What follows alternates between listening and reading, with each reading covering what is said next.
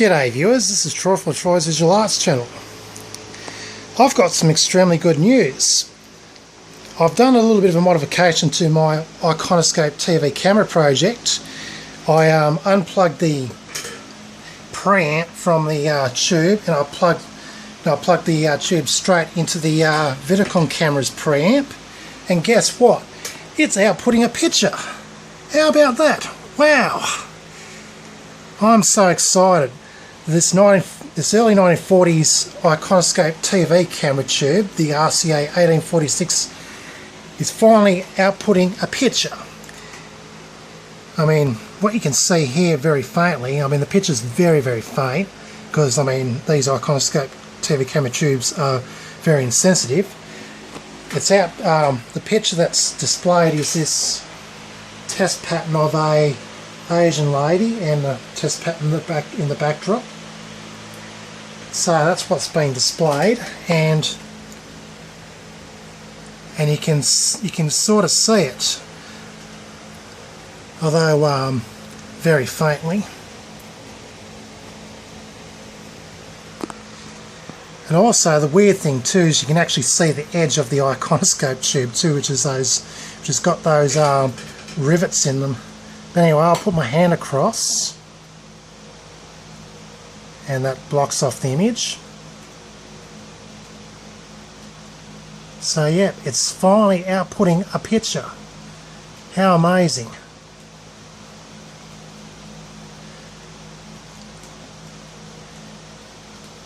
So yeah, it turns out what was stopping the camera from working was the maybe I was getting too much gain from the preamp.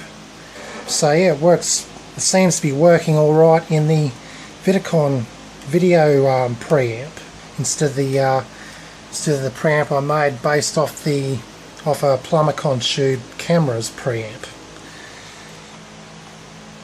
Anyway, this is exciting news indeed. I mean, wow. So I think tube needs to be rotated a bit.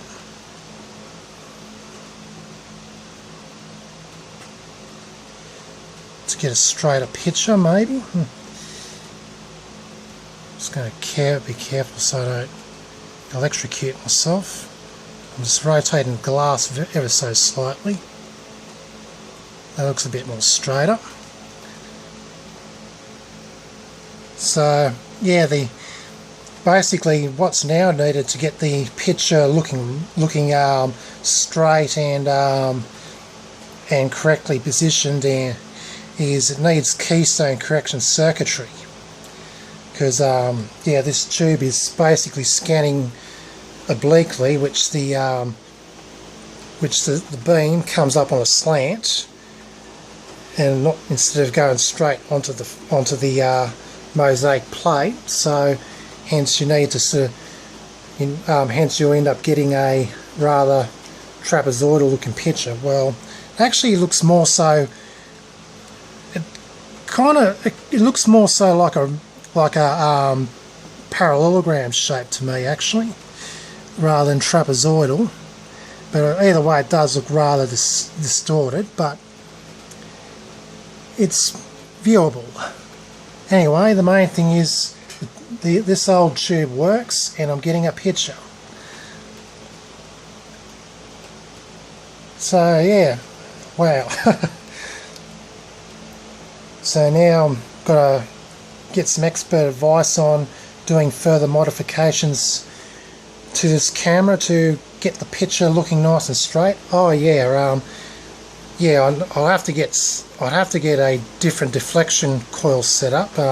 Either make my own or get one from an old black and white TV. Get a yoke from an old black and white TV that's not sort of like conical in shape like you get on your typical cafe tube colour TV set, and yeah, use those coils and see how it goes. But anyway, for a very rough and rugged setup, it works. How about that? I'm overly excited. Oh yeah, now I've kind of got the picture straight. The tube is sitting kind of crookedly. Oh well, it's probably the way the beam's scanning anyways, so yeah. Anyhow, I'm going to fiddle around with this camera. I'm going to have to cover it up and see when I totally get rid of any stray light from coming. It should yield up a even better picture. So that I'll have to do. Anyway, so all this hard work is totally paid off. I'm glad that this camera is actually outputting a picture, and I'm saying that for the millionth time. Now this is the video waveform on display. It's rather noisy, so it's not a perfect video waveform, but we'll get there eventually, one step at a time.